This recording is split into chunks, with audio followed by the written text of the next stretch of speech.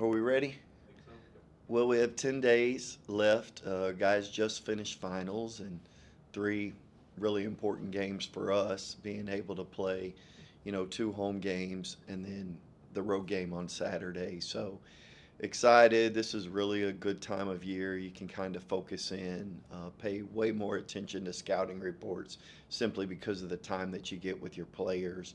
You still have to give them a day off, but you're not limited on hours in the course of the day. So try to really maximize this time and get the most before we head into conference. I don't have TJ's making progress. Don't expect him back before Christmas. Zane's making progress. Don't expect him back before Christmas. And then still anticipate Ronnie somewhere around the middle of January. So we'll see. We'll know a lot more when we get back from Christmas break about Ronnie. Yeah, Coach. You just look at DePaul on paper. Just one of the best three-point shooting teams in the country. Just the challenges that presents, and when all five guys can shoot it. Yeah, I mean, they'll put a variety of different lineups out there. They have five guys, they have four that they play who shoot north of 40%, and then they have a guy who shoots 38. And so, I mean, that's kind of what they do. I think they're sixth or fifth in the country at just putting up threes. 53% of their shots are going to end up being behind the arc. We've seen that several times this year.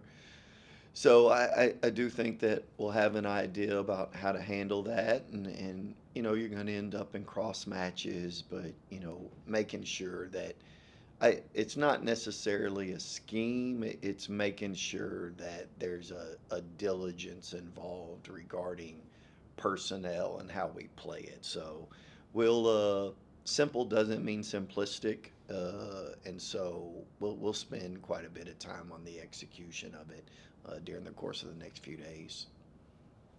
Does anything change in this last part of non-conference play before conference play? Or is it kind of a ramp up a little bit, trying to fix some little things before the real season starts? Yeah, well, I wouldn't call it the real season, but I know what you're getting at. I do think it's important. Like, I mean, there's things that you have to do in the game of basketball in order to be good. I get the creativity, I get how people understand efficiency, but in my mind, this is still an old school game. And you have to do old school things. You have to take care of the ball, you have to rebound the ball, and there needs to be a level of ownership in those specific two areas for us. Done a good job taking care of the ball up to this point. There's been some lapses, but we have to continue to do a better job rebounding. What you really anticipate this time of year is better execution, defensively and offensively. So I think that's kind of what you're paying attention to. I've said this before. November is a month of learning and growing, and then December is more of a month of precision. Like you need to tighten up the stuff that you're doing, and then once you get into January, I mean that's kind of a competitive month. You begin to find out like who's competing in this league and how competitive are you. So yes, it is. There are some things we need to do, but it's mainly from an execution standpoint. And a lot of three-pointers. A lot of long rebounds. I know last game was an improvement for offense or defensive rebounding. How much of a challenge is this going to be? I know DePaul's not super physical, but a lot of long rebounds. Just what's the challenge there too? Yeah, I would tell you that Providence does a really good job with physicality. Like they have a number of guys who I think venture on the high end of the Big East in regards to physicality, and DePaul was able to handle that pretty well. So there is the ability to retrieve those kind of long shots, knowing especially that a lot of it's going to be their bigs. They have people on the floor in Scogden who can turn around and be able to get shots from the perimeter. So now just how much more your guards are involved. So again, we'll end up being cross matched a number of times. So the level of physicality on your matchup, again, we've really challenged our guys to take ownership in your responsibility. So that needs to play out on Saturday. Kind of follow up to that, Corey had 13 rebounds, I think, last time, or last game. That's just been kind of the strength, especially with running out for a little bit. But I guess kind of just talk about how Corey's been with rebounding and kind of throwing in that. Yeah, I don't think it's an exaggeration to say doubles doubles should be the norm for Corey. Like Corey needs to stick his nose in there. If he can get to possibly 3 offensive rebounds, which 1.5, and I know that sounds easy, but it's actually pretty hard, given the level of focus that people put on him with his ability to offensive rebound. But he does need a defensive rebound, and I thought a lot of what happened yesterday was just on account of our guards' physicality and not Ronnie. Corey being able to get in there. So our guards need to continue to do a good job. I thought Bijan was exceptional. Again, Justin and Xavier are capable.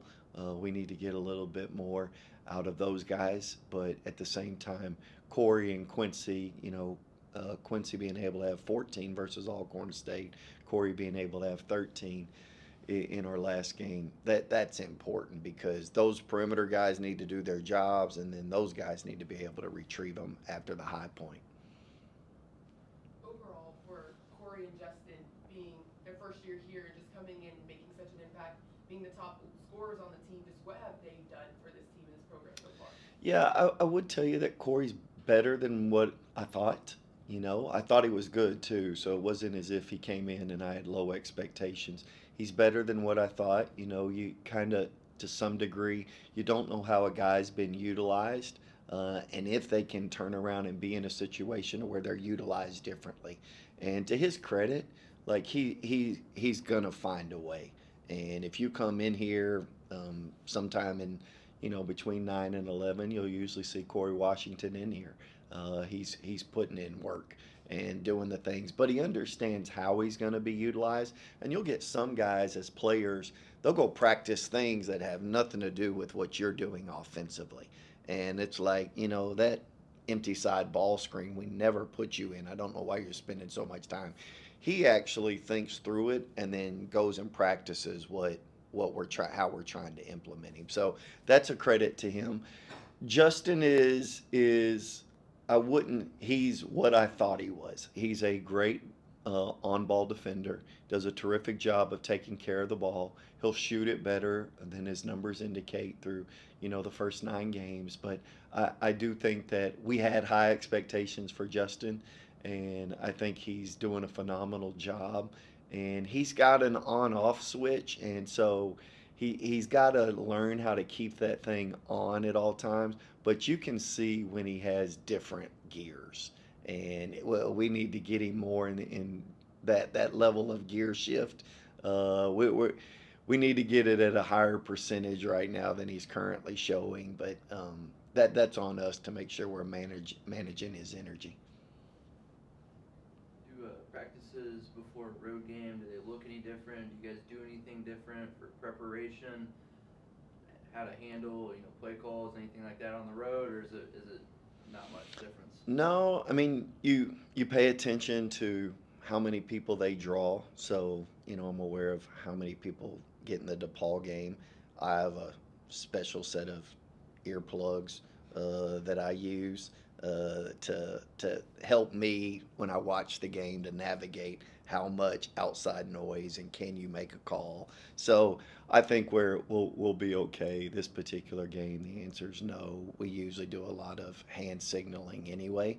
So, but I think we'll be fine with our voices this particular game. And then just like the confidence, you have the season opener under the belt. You guys have been, to Orlando. You feel better about this team, at this point in the season, how they've responded away from home? Yeah, I mean, you didn't know, right? When you went into Western Kentucky, you didn't kind of know what the response would be. You had an idea, but you need to be in that environment. Again, this happens with an older group.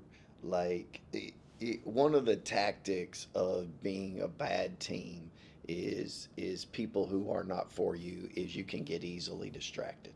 And a lot of the distractions can happen at home, but sometimes they can happen on the road. For instance, Harlan has more than 20 people showing up at the game.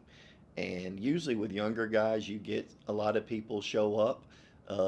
Man, like they're up till 1, 2 o'clock in the morning visiting with family and so forth. And you get it, they haven't seen it. When you get an older group, they understand how to say no and to make sure that there's priorities there in order to focus on the reason that you're there. So I do appreciate that about this group. I've kind of seen it in action, whether it be in Orlando, whether it be at Western Kentucky, and I think it'll be the same here in Chicago this weekend. But more importantly, it's just a group that's able to prevent distractions. When Ronnie went down with that injury, you kind of mentioned Joy as a guy that might step into a role. How do you feel like he's fared in that role so far? Yeah, it depends. He's moment by moment, there are some plays where it's like, Joy, you're plenty capable of making that play and you need to do it. We had a situation the other day with a free throw box out that just wasn't executed. And we need to make sure that he's doing that. He's got to pride himself, and he does, but he needs to pride himself on being an energy guy. And he needs to make the energy plays. So that's his role. If we can do more, if you go back to the game versus Alcorn State, he has 8 rebounds, and he's a good rebounder. And so if he can keep a basketball alive, extend a possession, but a lot of his is he's got to be way more fundamental, and he's got to make sure that the energy that when he's in the game kind of amps up. Anything else? Thanks, guys.